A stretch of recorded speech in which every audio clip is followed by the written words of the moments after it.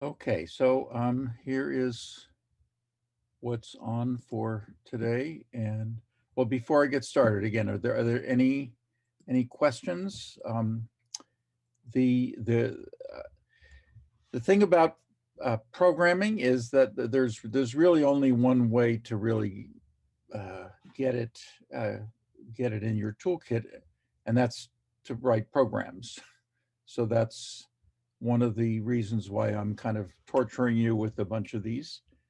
There's a new one that was posted, should have appeared this morning.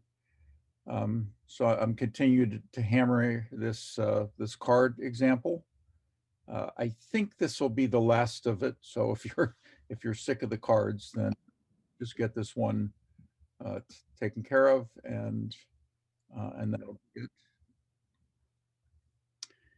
But the reason I like this kind of example, if you kind of look at all the different um, pieces, starting with the single card and the deck, and it illustrates a number of the different principles that we've been talking about, and so I think it would definitely be worth your while, if you haven't already, to kind of really look at that example and connect the ideas that have been presented with what that is. You know, instance variables, local variables, how instance methods work, how constructors work, how subclassing works, how calling how overriding looks. You know, it doesn't it doesn't touch everything we've talked about, but it covers a lot of the main ones. So if, especially if you've been kind of doing the example, doing the assignments, in kind of a pro forma matter. Uh, Again, I think it's worth your while to kind of really take a look at all the classes that you've written, including the ones that you're about to write, and um, connect those with the ideas and the concepts that are being presented, because those are good examples of at least some of the major points that we've been talking about. So today we're going to basically kind of go over, oops, yeah, um, two things that have been talked about but deserve kind of more emphasis. So I'm gonna delve a little bit more deeply into variables and methods. So an object-oriented program consists of objects which have been, in Java's case, created by using the class as a template. So you create a template, a class, by writing the class, and then you create objects from that class by instantiating them. Again, just going back to the single card. The single card is a class. It's a template, and it's also a type. And you create, in this case, for the decks, 52 of them having certain characteristics. So you instantiate from that class. And in those classes, there are variables. And we're going to kind of look at what are all the different ways of looking at a variable.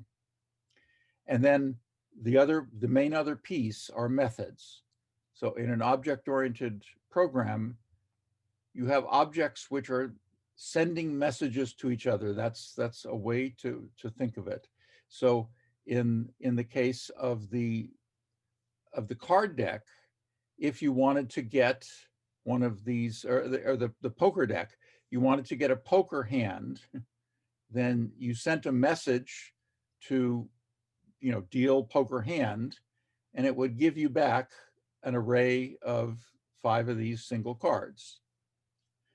And then the two new things that we're going to talk about today, and we'll continue, are these things called enums, which are the third and final type of thing that that we'll talk about. So so far we've had, there are two types of things. We have primitives and we have objects, and enums are kind of roughly in objects. From objects, there are two types there. There are types that we instantiate from a class, and then there are these enums that are, that we'll see what that's about. And then finally, something that, probably should have been emphasized from the beginning are these things called Javadoc. And what that's about is commenting your code, or documenting your code. That's kind of a better way of putting it. There's commenting your code, which is saying, okay, here's what we're doing here. And then there's documenting your code, which is to say, this is what this class is about. This is what this method is about. We'll see what that is. And Java has had this really kind of nice way of organizing that. Okay, so variables. So there, again, the two types of variables. There's a primitive and object. We'll talk about that. Identify whether a variable is an instance variable, a class variable, or a local variable. Again, that's another way of classifying variables. And that's important because that helps you understand what the scope is. We've talked about scope, and that's a valuable concept because it clarifies what is possible and who can see what, basically. You should be able to identify whether a method is an instance method or a class method. You should be able to identify the signature and return type of a method. Again, these are all things that we've at least touched on, and today we're going to just go a little bit more deeply to make sure that it gets in there. And then finally, to create an enum type, again, that's something relatively new. And then finally, to comment all of the methods with this Javadoc thing. And NetBeans makes that a little easier for you, and we'll see what that's about and why to do something like that. Okay. So variable characteristics. So there are three ways of looking at a variable. Okay, one is it a primitive variable or an object? The primitives we talked about, there are 8 different types, of which we will mostly use 4. Those are ints, doubles, booleans, and sometimes longs. And occasionally there's something called a char, which is just sort of a single thing. That we'll touch on later in the course, where we kind of break strings down a little bit. Those low-level things are less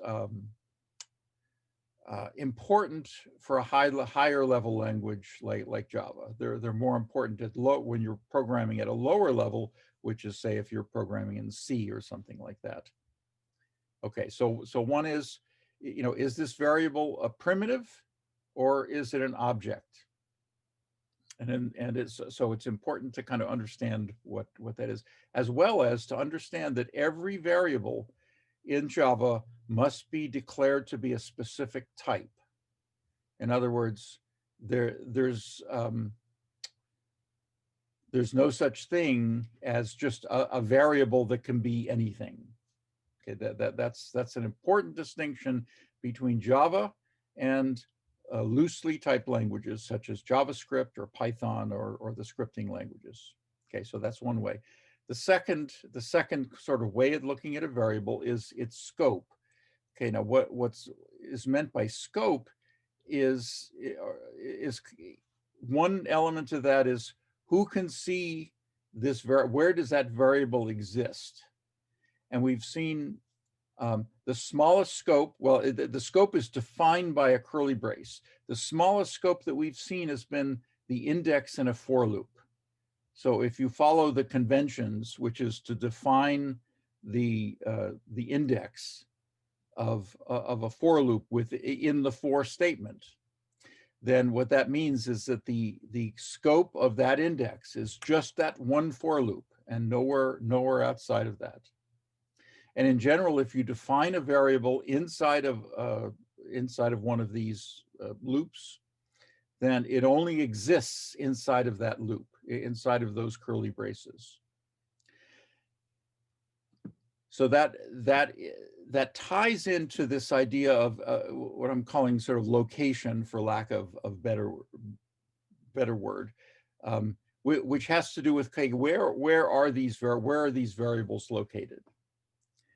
So an instance variable, which can be defined anywhere in the class, but what is preferred is to define them at the top of the class. Now, I think in some of the far corners, there are people who like to define them at the bottom. It's been a while since I've seen that.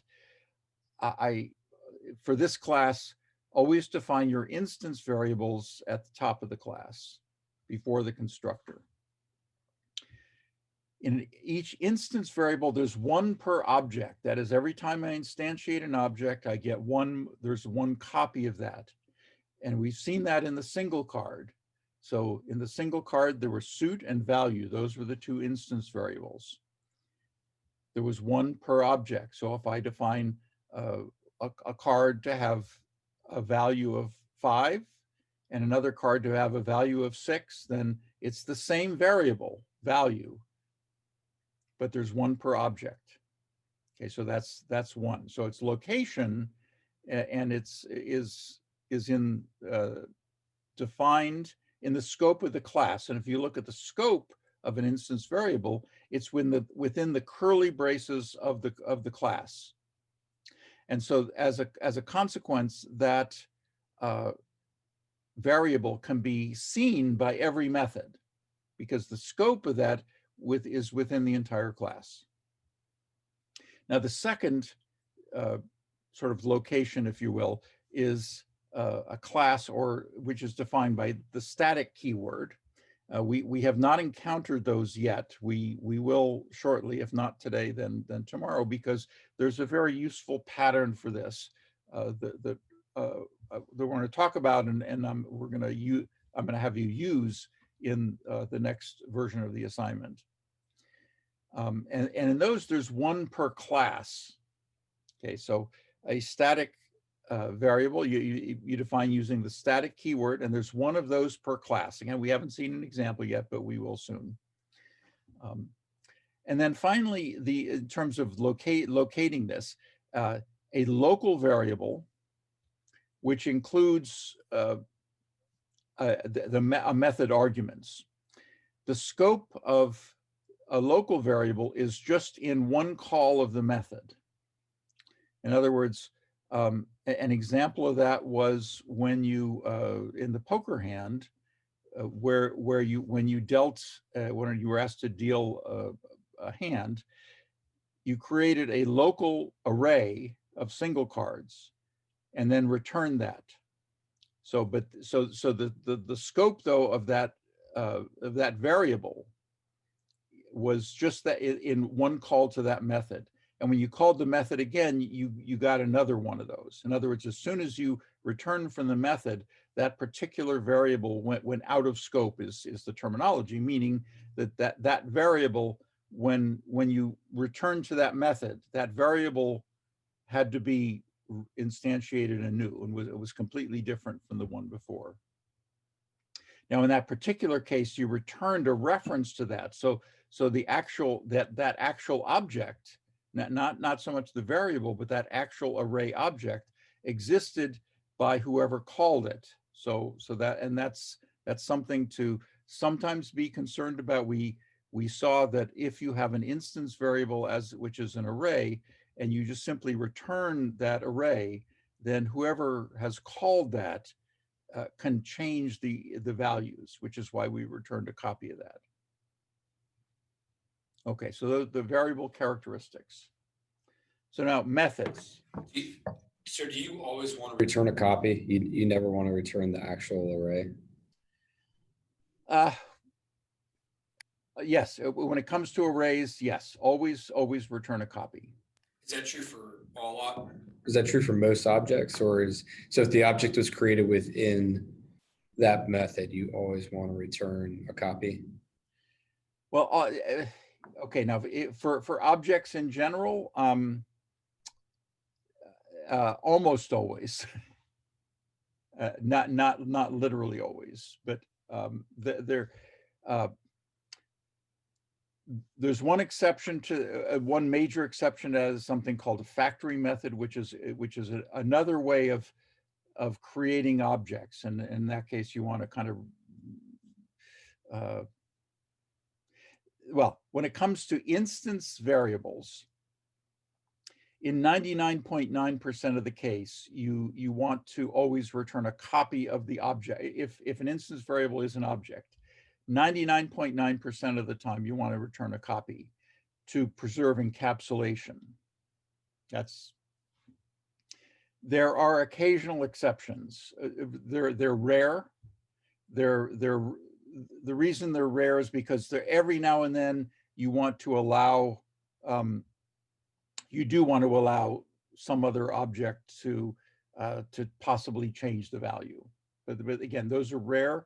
We will not encounter those in this course. So the rule of thumb is return a copy. That's kind of the rule of thumb. One exception to that is actually a string, and the reason that's okay is because the exceptions are, the major exceptions are when the object is immutable, meaning it can't be changed. A string is an example of that. So if I get a reference to a string, I can't change that object. Actually, another example that you've seen is single card. Single card is immutable. That is one. If I get a reference to a single card, I can't change its suit or value. Why? Because we declared the suit and the value to be private, and we didn't give it a setter. So there is no way. There's literally no way to change the suit or the value of a single card once I get it. And so in that case, it is safe to return the object itself, which actually we've been doing. And the reason it's safe is because the object is immutable. It is impossible to change that. Is that the same with when you declare it final? Yes, when you declare something final, then it can't be changed. So even at that, you're kind of when you declare it to be final, you will not, Java will not let you have. It will only let you have one assignment statement to it anywhere. So, yeah. So final means it can't be changed. Good questions. Okay, so now in terms of methods, we sort of touched on this a little bit, but I do want to make sure that this is completely understood. So there are two types of methods. There are instance methods and there are class methods. The distinction is an instance method has no extra modifier. A class method has the static modifier. And actually the very first method we encountered was a class method, and that was the main. If you remember, way back in Hello World, it was defined to be public, static, void, main. There was a static in there. What did the static mean? The static meant that it was a class method. And in fact, now, finally, you should be able to identify every piece of this. So public, okay, what did public mean? For public, static, void, main. Public meant that any object anywhere could invoke that. Static meant it was a class method, meaning that it was associated with the class. Void meant that was the return type. Void meant it didn't return anything. Then it said main, and then the argument was string bracket, and it was called args. It could be called anything. What that meant was the signature of the main method was array of strings. Now, where did that array of strings come from? That's something we'll touch on at one point. But where it comes from is sort of less important so far, ultimately. Okay, so all methods have a name, So the main method is called main. The method deal poker hand is called deal poker hand. Names in Java are case sensitive. All types have a signature. So the signature of the public static void main method was array of strings and a return type. So even if it doesn't return anything, you have to identify the fact that it doesn't return anything, and that's where this void thing comes in. So if it returns something, such as deal poker hand returned an array of single card. Get card, if you remember back in the card deck class, there was get card and then there was an int. So the signature was int, the return type was single card. Okay, so now whether you're writing a method or you're looking at a method, you now should be able to identify what you can see with it that is public. A method could be public. So far, all the methods that we have are public. And in 90% of the cases, that's going to be the situation. Because why write a method if you don't want somebody to call it? There are cases where we want to clamp down on that. Okay, so the difference is how they get invoked. So an instance method, you invoke it by object dot method. So so for example, if I wanted to invoke, so let's say I had deck was an instance deck was a variable of type poker deck or something. I might say get card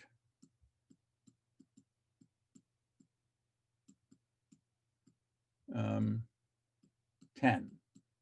Okay, and that if I invoke that would return a single card, which I could then assign. So here's the object, here's the method.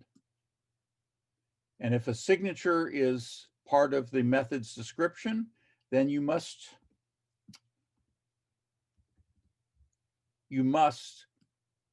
give it an expression which matches the type of the signature.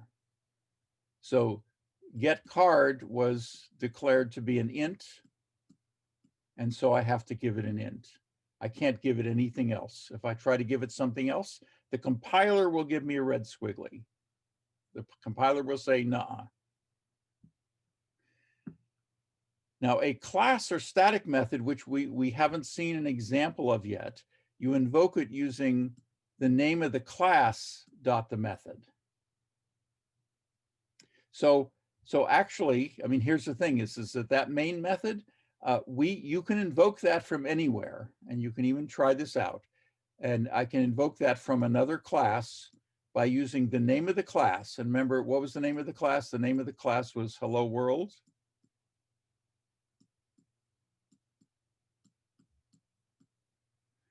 Dot main.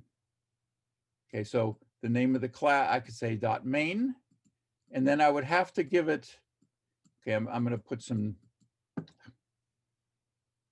dots here. Okay, so I would have to put an array of strings here. Okay, we haven't, you know. Okay, now I can't just say string bracket. I would have to actually put an object that was an array of strings there. But this is, if I just wrote this somewhere, then it would actually call it. So this is the name of the class, and then this is the name of the method. And then these are the arguments that are required. Okay, so again, the difference is I call an instance method by an object dot name of the method. I call a class method with the name of a class dot the name of the class method. And this is the only class method we've seen so far, but it's important to understand that the difference. We will, again, instance methods are by far the most common one, but class methods are occasionally useful. And okay, so both types have a name. So the name of the getCard instance method is getCard. The name of the class method main is main. Signature, the signature of getCard is int. The signature of main is array of strings, and a return type. The return type of this was void. So when I call it, I can't assign it to anything. But since the return type of this was a single card, what I can do is I can assign that to a single card. And okay, so now after executing this, the variable C is equal to whatever single card was located in index 10 of DEC. Okay, so since the return type of getCard was single card, I can assign that to a variable of type single card. I can't assign it to a string. I can't assign it to an int. I can't assign it to anything else. It must be a single card.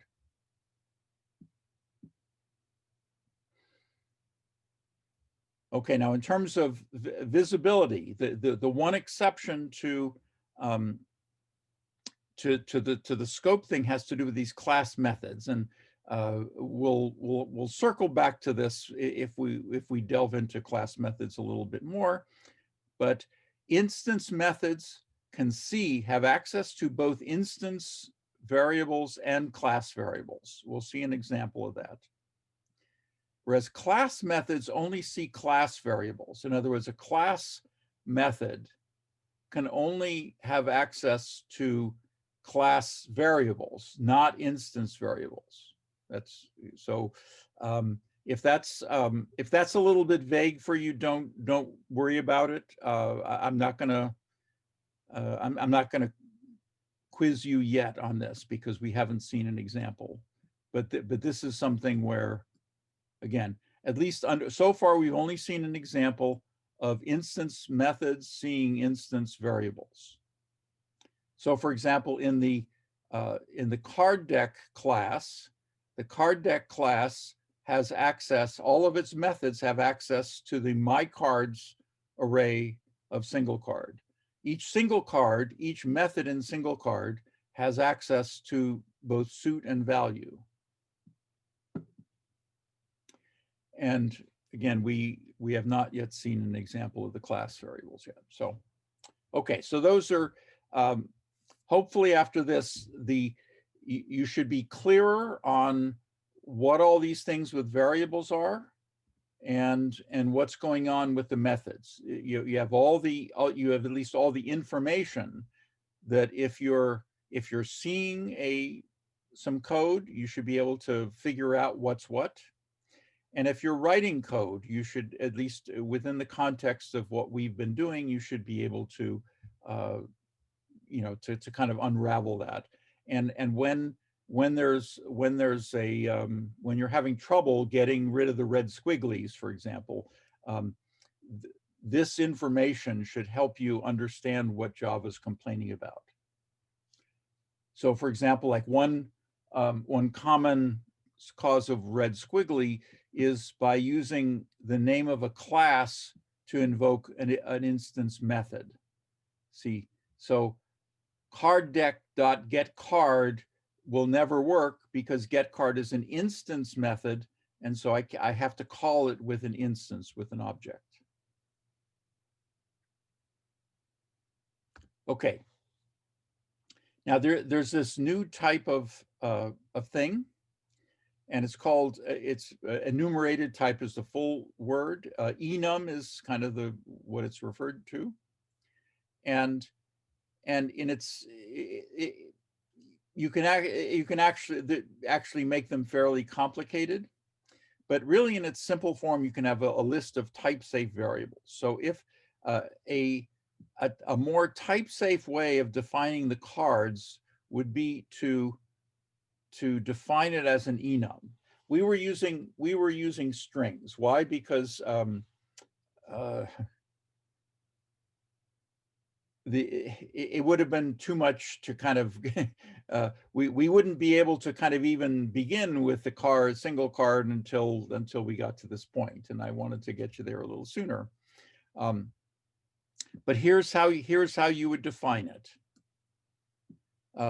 Just so this is how a class is defined. Again, NetBeans writes all this for you, and if we specify an enum, as I'll show you an example soon, NetBeans would write this piece for you, but then it would be up to you to kind of write these. The convention, notice that these are all caps. The convention is that enums are all caps.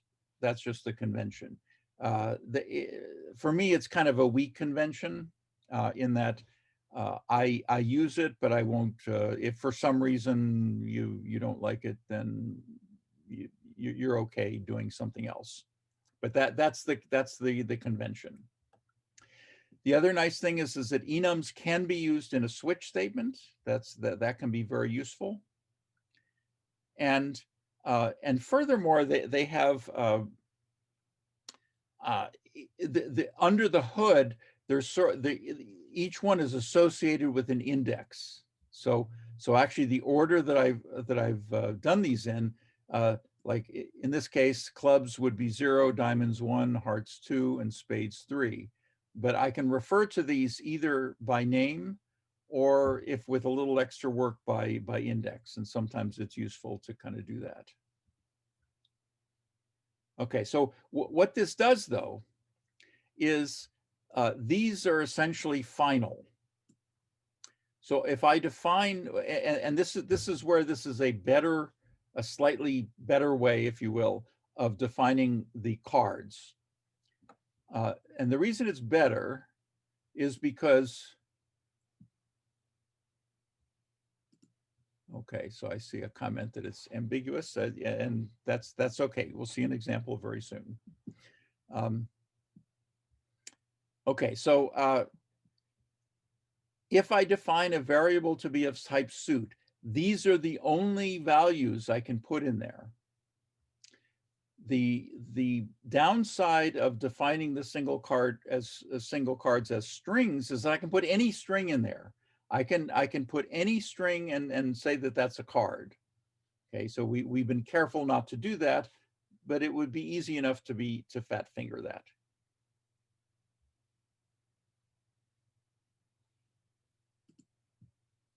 Okay, so let me let's look at an example. Let me share the whole thing here.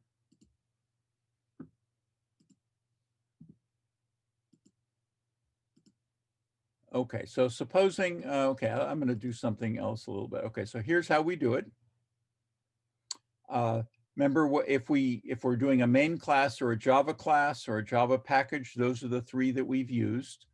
But I can specify an enum, and what I did was I hit other, and here is Java enum. So I will do that, and so well, the example in the slide was for suit, and so I'll do that. Okay, so you see again, enums exist within a package, and actually I should have put this in the cards package. That way, okay, so I can show you what I don't know if you've accidentally put something in the wrong package.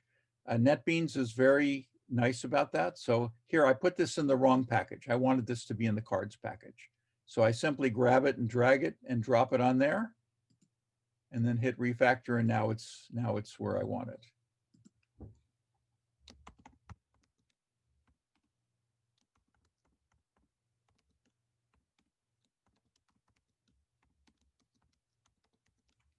Okay, so now in the slide I listed them all in one line. That's perfectly fine. Usually it's more gentle to somebody trying to read this to put them all in separate places. So now what I can, here's how I can use those. I'll create sort of another, let's say, I'll call it card 2. And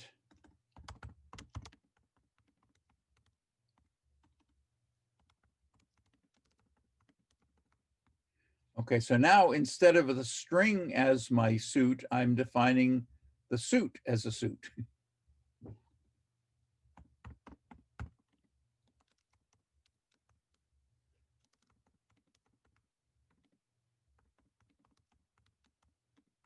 Okay, so now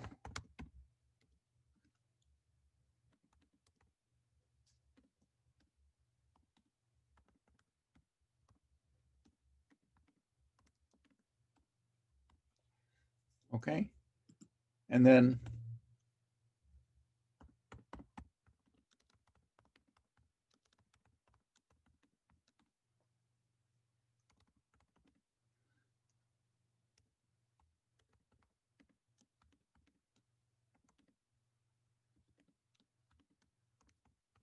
oops.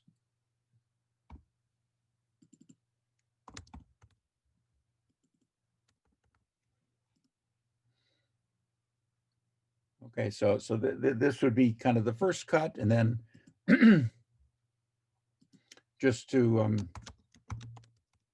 kind of show you how that would work. Oops, test.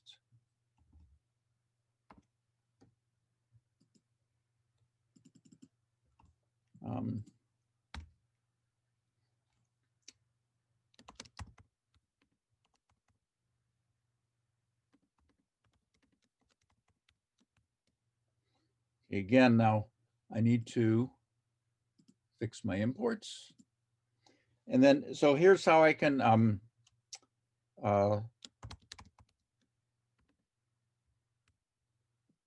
give the 3 of hearts. Okay, now it's giving me a red squiggly. It says it can't find the symbol, but see, when I fix the imports, now it lets me import it like that. So see, notice that I can now refer to my suits like this if I do imports like this.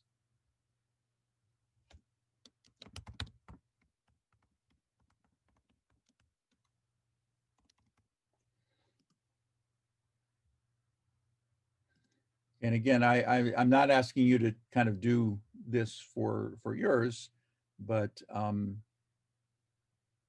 that's a way to, this is what an enum is about. Okay, now one of the things that let me show you an example of a static variable. So if I want to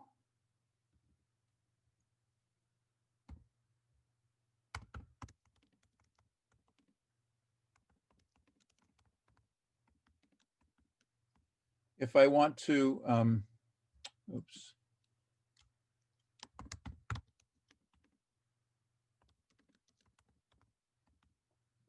kind of pretty things up. Okay, here, notice the static keyword and also final. So final means I can't sort of muck with it. And so here I could, oops.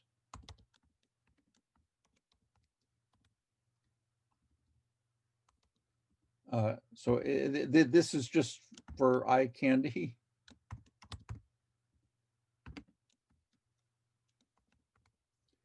So instead of giving the actual ints in the toString, I want to give the names. And this is a way to do it.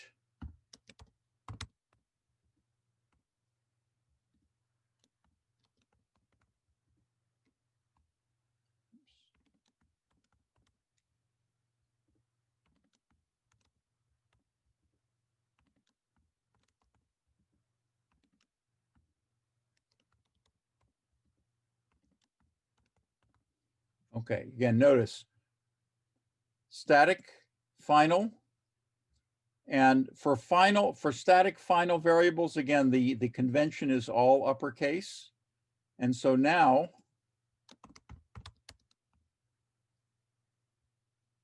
what I can do is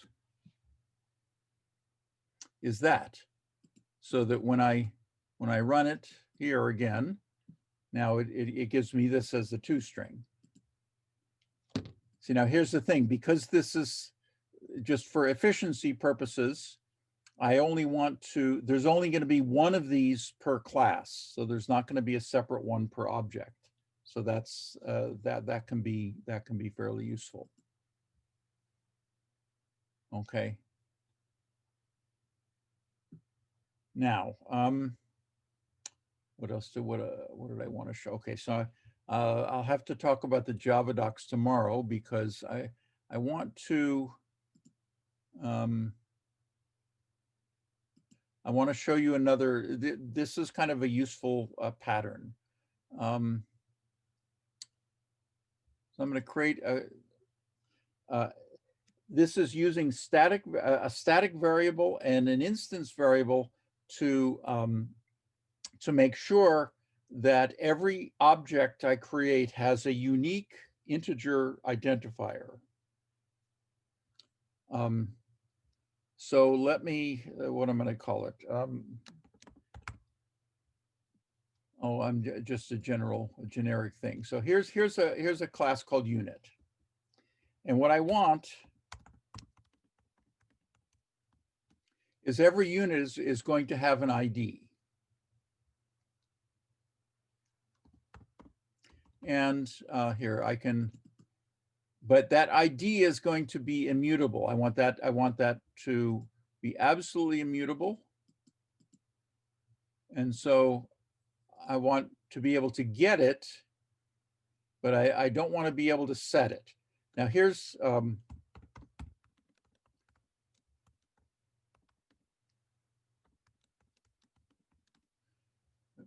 public. Now the straightforward way to do it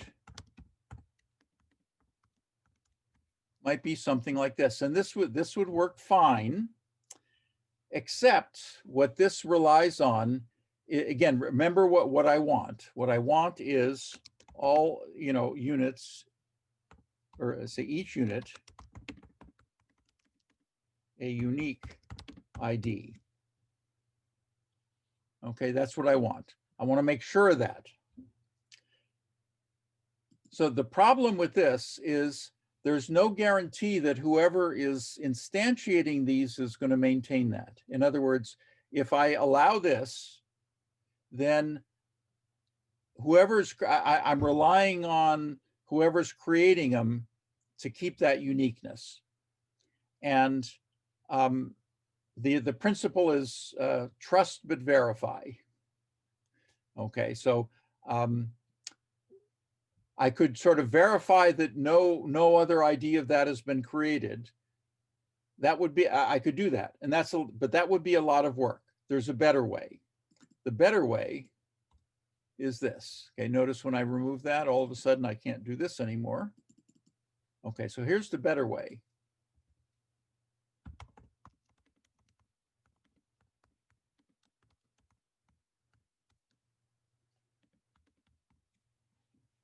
I create a static variable of type int, and I'm going to call it next ID, and so remember, when it's static, there's only one per class. And what I've done here is I've kind of violated for static variables, unlike instance variables. Again, instance variables you can set right when you declare them, but I don't allow that in this class. So some people sort of like that. In my view, that's not a good practice.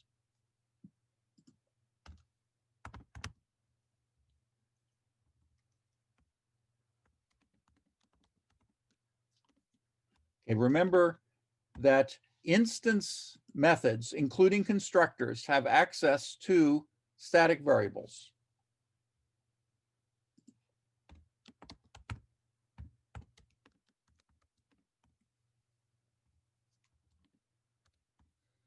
Okay, so this pattern that I've shown here guarantees that every unit is going to have a unique ID. Starting with, it's going to be 0, 1, 2, 3. And if you don't like that, you can start at 1. That you know, I complain about the zero-based indexing. So 1 to me is a more natural way of starting. So, and if you like that there, if you want to start at 100, you could start at 100. And if you wanted to increment by 10, you could do that as well. But this is sort of the, if I just want to have it, make sure that they have a unique ID, this will guarantee it. So however many I create,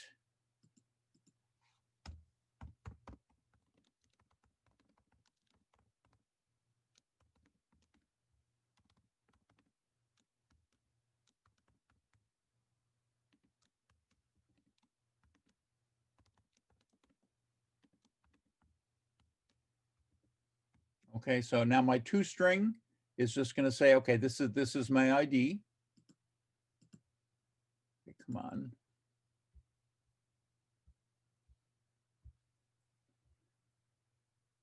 All right.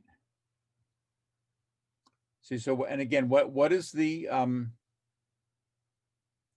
what am I after here? I'm after each unit having a unique one, and this is what does that. So let's test that out. And so how would I test this? I create a bunch of them and see what they are.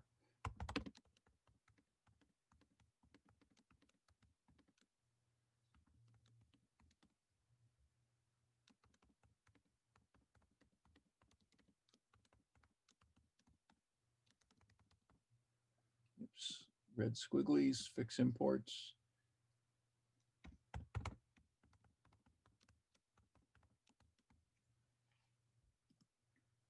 So what I'm looking for is each unit to have a different ID that gets created. Okay, so you see that and the way it happens is this interaction between the static variable that's 1 per class and the instance variable, which is 1 per object. So every time I create one, it gives me what the next ID is and then increments the ID. And so that allows me to guarantee, see now without any extra work, without this creating one, having to do anything, I now have this unique thing here. So this is a very useful pattern because now each of these guys has an ID that's absolutely unique. Okay, the final thing. Okay, in the slides I mentioned Javadoc. If you notice that when you create one of these classes, they give you this stuff. You've probably seen this. This is Javadoc. So Javadoc there are 3 different types of documents or comments. Okay, one is the /* Another is the double slash that you've seen, but this is the Javadoc is / and 2 stars, and it's always outside of a method or a class. And okay, so here's the thing. Here's how to create one. You put the cursor right before the method. You type /, double star, and hit enter, and then it'll fill it in for you.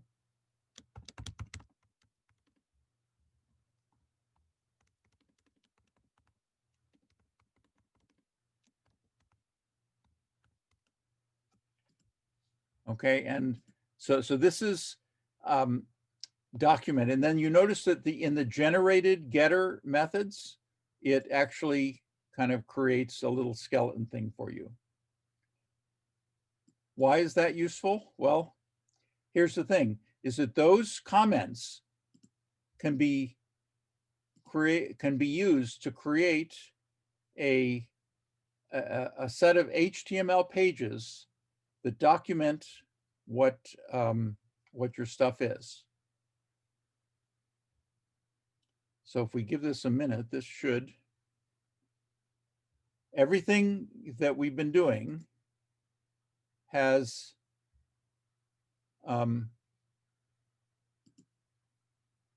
let's see, where was it? Okay, so here's what I just did, this unit. And so the comments that I put in, so here's the comment, and then here's the constructor, and then the documents for that.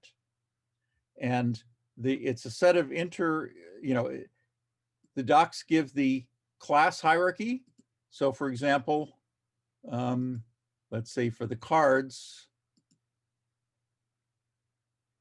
it lists the constructors, it lists the methods, an overview of the methods, and then more detailed things.